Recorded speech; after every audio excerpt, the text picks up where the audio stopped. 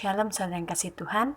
Sebelum memulai aktivitas hari ini, mari kita membaca renungan firman Tuhan yang terambil dalam 1 Korintus pasal 10 ayat 1 sampai 18 dengan tema Tuhan memelihara dan menyertai umatnya. Terambil dalam ayat 1 sampai 4 tertulis demikian. Aku mau supaya kamu mengetahui saudara-saudara bahwa nenek moyang kita semua berada di bawah perlindungan awan dan bahwa mereka semua telah melintasi laut. Untuk menjadi pengikut Musa, mereka semua telah dibaptis dan dalam awan dan dalam laut. Mereka semua makan makanan rohani yang sama dan mereka semua minum minuman rohani yang sama. Sebab mereka minum dari batu karang rohani yang mengikuti mereka dan batu karang itu ialah Kristus. Dalam perjanjian lama, bangsa Israel merupakan umat pilihan Allah, umat yang kudus dan umat kesayangannya. Sebagaimana dikatakan dalam Ulangan 14 ayat 2. Sebab engkaulah umat yang kudus bagi Tuhan Allahmu, dan engkau dipilih Tuhan untuk menjadi umat kesayangannya dari antara segala bangsa yang di atas muka bumi. Sehingga di bawah pimpinan Musa yang diutus oleh Allah untuk membebaskan umat Israel, bangsa itu keluar dari tanah Mesir dan mengembara untuk masuk ke tanah perjanjian, yaitu tanah Kanaan.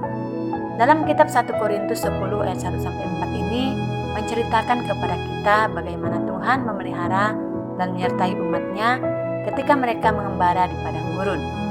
Mereka tetap menikmati makan dan minuman yang dari Allah, dan Allah telah menyelamatkan mereka dengan membelah laut Teberau sehingga mereka dapat berjalan melintasinya.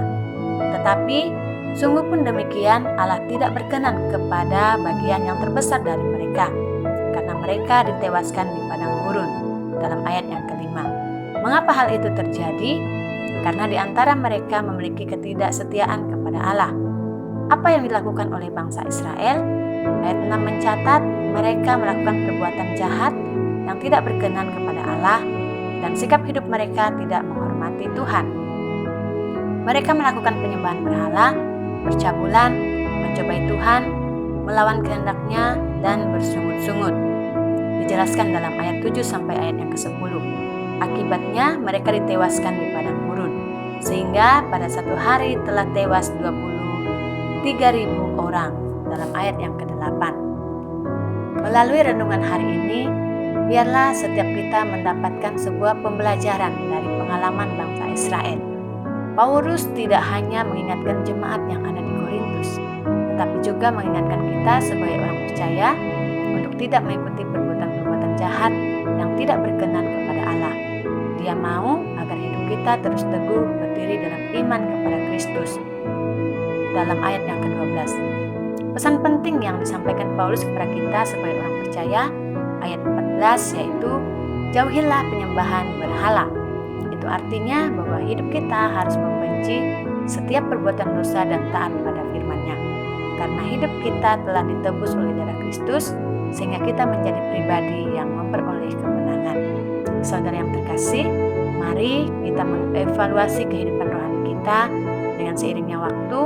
Apakah kita semakin bertumbuh atau semakin menjauh dari kebenaran firman Tuhan? Kiranya renungan firman Tuhan ini menolong kita untuk semakin bertumbuh melalui pengalaman-pengalaman rohani, membuat hidup kita semakin mengenal Tuhan dan hidup kita tetap menghormati Tuhan. Demikian renungan firman Tuhan. Selamat beraktivitas. Tuhan Yesus memberkati.